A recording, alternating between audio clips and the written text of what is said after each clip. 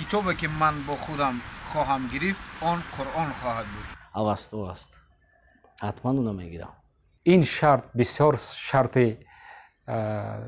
نوجوانمردانه.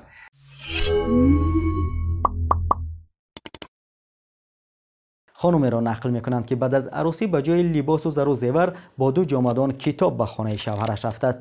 این یک داستانی واقعی است که نمونه هایش را در کشور عزیزمان دیگر یا تماما نداریم یا خیلی کم مشاهده میکنیم. سلام، من عبدالعزیز هستم و شما بیننده یک بخش دیگر از سلسله نظرسنجی های اگر هستید. موضوع امروز از داستانی که نقل کردم بیرون شد، اما آن را یکمی پیچیده و برای پاسخ دهنده ها مشکل تر کردیم. گپسری آن که خانم که قصهش را کردیم برای گرفتن کتاب ها انتخابی وسیع داشت، یعنی در 2 جامدان میتوان 10 کتاب موضوع و ژانرش مختلف را جای کرد و هم خانه همسر برای مطالعه جای خیلی راحت میتواند باشد. اما سوال ما از مخاطبانمان این بود که اگر قرار باشد که شما را به یک جزیره بیکس و کو ببرند که نشانی از زندگی شایسته را ندارد ولی حق گرفتن تنها یک کتاب را با خود داشته باشید، کدام کتاب را میگیرید و چرا؟ این سوال را بیشتر از مهمانان برنامه کتابخوان پرسیدیم و جای تاکید است که شاید آگاه نباشید، اما ما یک صفحه دیگر هم در یوتیوب داریم که با هدف تبلیغ کتابخوانی و معرفی کتاب‌های خواندنی راه اندازی شده است. پیوند آن را در توضیحات می‌گذاریم، لطفاً به آن هم ابونه شوید و از صحبت‌های ماندگار بهره بگیرید.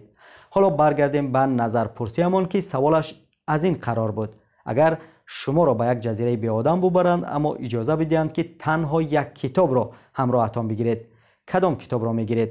جوابها را ببینید و شما هم در شرح بنویسید که اگر این سوال را از شما میپرسیدیم جوابتان چی بود و کدام کتاب را انتخاب میکردید و چرا؟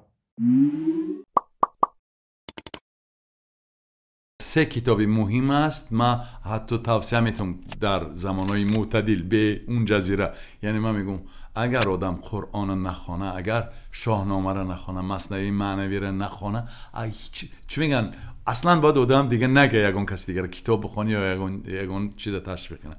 اکنون میرسیم به آن که اگر از میان این 3 کتاب خیلی عزیز که گفتیم یک کتاب اگر انتخاب میکردیم، من مثنوی معنوی را انتخاب میکردم. برای آن که اونقدر که ما آگاهم، یعنی 3-4 هزار ساله پند دنیا یعنی در اینجا جمع است. من همین گپا یه بار دیگه هم گفتم، مثل یعنی قیماقی هست که بشر برای خودش گفته است و بابای مولانا اینه در شکل شعر و پند و بسیار کوتاه یخچم پیشنهاد کرده است و در همه موضوع در اینجا آدم برای خودش میتونه پندهای پیدا کنه. اگر تنها اجازه گرفتنی یک کتاب رو میداشتم در همین سن و سال و روحیه که امروز دارم، من رمان تاریخی دیوار خراسان را انتخاب میکردم، زیرا توجه به تاریخ، آموزش و بهره برداری از روزگار مردان بزرگ تاریخ آفرین همیشه یک از نیازهای معنوی انسانیت سرچشمه میگیرد که جنبه های گوناگون آن در آثار مختلف علمی و فرهنگی از آن جمله ادبیات و فلسفه و روانشناسی یا ادبیات بدیعی تجلی پیدا کرده است. بنا به تاکید اهل علم هم یگانه وسیله خویشتن شناسی تاریخ است. تاریخ باشد پیوندی روحانی نسل هاست. محض توسط خودآگاهی تاریخی است که انسان میان دیگر موجودات زنده جدا شده می‌ایستد و از فرش تا عرش نفوذ کرده به بیت الشریف هستی میرسد.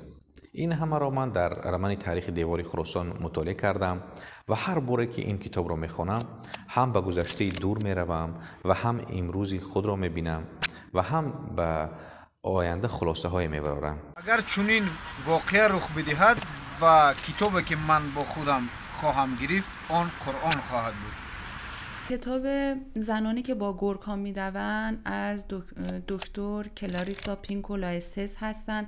یک کتاب بی‌نظیره و خودش یک جزیره است، یک جنگله. وقتی ورود پیدا میکنی خیلی عمق داره این کتاب و من فکر میکنم هر کسی باید بره این اتاق رو ببنده 6 ماه فقط با این کتاب زندگی کنه اما به نظر من بسیار کتاب خوبیه و پیشنهادش میکنم به همه زنان و مردانمون. البته این شرطی که در سوال جا داده شده است، یک جزیره بی آدم، بی جاندار و انتخاب یک کتاب، برای یک کسی که کتابخوان است بسیار جبر است چون این انتخابه. تنها انتخاب یک کتاب از کتاب‌هایی که بنی بشریت ایجاد کرده است، تألیف کرده است، کتاب‌های خوب خیلی زیاد هستند. کتاب‌هایی که سزاوار بارها به تکرار خواندن باشند خیلی زیاد هستند. تا اونجا که من کتاب خواندم و از مجموعه کتاب‌هایی که من مطالعه کردم، من میتونستم کلیات سعدی را همراه هم بگیرم، زیرا برای خلاصه وقتی یک انسان از جامعه بشری کنده می شود و به خاطر آنکه راه و رسم زندگی را در جامعه بشری فراموش نکند، مطالعه پیوسته بوستان و گلستان سعدی کمک می رساند. شما با مطالعه کردن گلستان و بوستان طرز برخورد با انسان‌های دیگر، طرز برخورد با پدیده‌ها کسب میکنید. خلاصه انسان بودن خود فراموش نمیکنید. بازم تکرار میکنم، از میان کتاب‌هایی که بشریت تألیف کرده است من میگرفتم با خود گلستان سعدی را. حتی این کتاب به خصوص گلستان و بوستان سعدی ارزش اینه دارند که از بر کرده شوند. قاری از یاد به قولی که ما را آموزاندند، ارزش قاری از یاد کردن دارند این دو کتاب. و همین خاطر هرچند که این شرط بسیار شرط نوجوانمردانه و بسیار جبر است در حق یک انسان مطالعه‌گر، یک انسان کتابخوان، ولی به هر صورت علاج دیگر اگر امکان دیگر نباشد، امکان گرفتن کتاب‌های دیگر با خود نباشد، من همین کتاب انتخاب می‌کردم تا اینکه خود را فراموش نکنم، راه و رسم زندگی کردن در جامعه را فراموش نکنم. بسیار انتخابی عالی است. برای اون که در یک جزیره بی آدم افتی، فکر میکنم روبینزون کروزو بهترین کتاب است که برای روح افتاده نکردن تو، برای روح بلند کردن یک شخصی که در تنهایی قرار دارد و در تنهایی کوشش میکند که زندگی ساخته باشه، برای خودش زندگی کرده باشد و فایده آور در همون بگذار جنگل هم باشد، زندگی آرمانی داشته باشد، بهترین کتاب و راهنما می شود.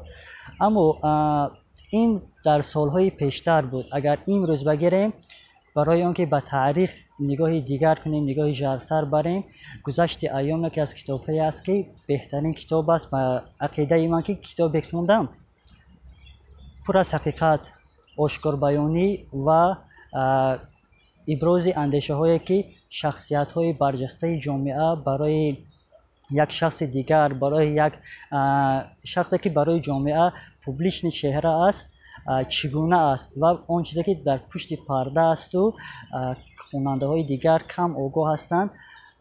کتاب است تاریخی و کتاب است خواندنی و کتاب است که تاریخ ما رو برای زندگی آینده خوبتر و باثبات‌تر میکنه. من کتابی پائولو کوئلیو الخیمیک که با زبان تاجیکی کیمیاگر است در دستم، همین کتاب میگیرم. برای چی؟ برای اینکه در این کتاب این یک درباره یک حکایه یک نفری است که راهنمای خودش رو در حیاتش میکوبد و وقتی که یک در جزیره میمونی اونجا همه وقت حرکت میکنی که یک راهنمای خودت یابی. برای همون به فکر من این کتاب به من یاردم میدهد. در صورت نبودن یک کتاب دستور راه خلاصی از یک جزیره به آخر، از یک جزیره به بسته، یک بیاض شعر میگرفتم همراه هم. همین گونه یک بیاض هست، هم ادبیات جهان هم ادبیات کلاسیکی فارس تاجیک. یک گونه همین گونه یک بیاض میگرفتم در اون جزیره ای که هیچ کس نیست و یگان جانور یگان جانزاد نیست اونجا. گاه برای در وقت برای حیات تلاش کردن، در وقت خستگی برای رفع خستگی شعر میخواندم.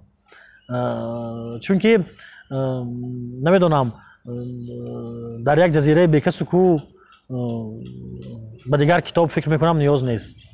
Китоби Ҷалол Икромӣ «12 дарвозаи Бухоро». Я же могу на русском ответить, да? Почему именно эту книгу? Потому что я слишком часто ее вспоминаю, хотя я прочитала ее, наверное, лет в 13 в первый раз, и прочитала ее на одном дыхании, буквально за пару недель, несмотря на то, что это был большой сборник историй. Мне, наверное, потому что это очень близко к моему народу, к Таджикистану, к тому, что происходило в годы Первой мировой войны. И мне нравится читать и узнавать о том, как менялись женщины в нашей стране, как менялось сообщество, менталитет, что происходило. Мне нравятся очень храбрые люди, а герои этой книги в основном вот такие. Например, та же самая Фатима, ее бабушка, ее муж в будущем. Очень храбрые люди, которые смогли построить некое крепкое современное общество в Таджикистане. И несмотря на то, что я прочитала множество книг после этой, но когда мне задали этот вопрос, почему-то мне вспомнилась именно эта книга «12 ворот Бухары» Ҷалола Икромӣ. Зиёд мехоҳам ки ҳамун ҷазира ҳарчи барвақтар равам, ҳарчи зудтар равам. Гузашта аз ин китобе ки ҳамроҳи ман мешавад дар ҳамун ҷо, модарномаи лоиқ аст. Барои чӣ?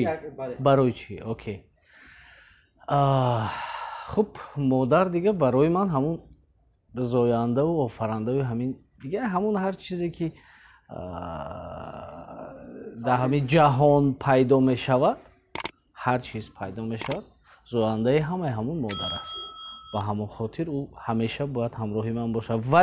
Вале ман ин шарта мешиканам ҳамроҳам ки дуюм китобо ҳатман мегирам, он авасто аст. ҳатман уна мегирам. ва унам ба чӣ хотир? Ба хотири ҳамин се шиёраш. Бигузор ман уна аз аввал то охир нахонда бошам, вале ҳамин се шиёраш ки пиндори неку, гуфтори неку, рафтори нек аст, болотар аз ҳамаи китобҳои ҷаҳон барои ман меистад, ё арзишҳои ҷаҳон. Ба ҳамон хотир ин дуюм китоба шарта шикаста ба ҳамин хотир мегирам. Гулистона мегирифтам. Агар мешуд девони ҳофизам мегирифтам, ё ки Лайли Маҷнуни Низомира, ё Шоҳномаи Фирдавсира. ба ҳар ҳол бо инҳо будан ҳеҷ гоҳ навмед намешавед, ҳеҷ гоҳ дилатон танг намешавад, ҳеҷ гоҳ дилатон аз зиндагӣ сард намешавад.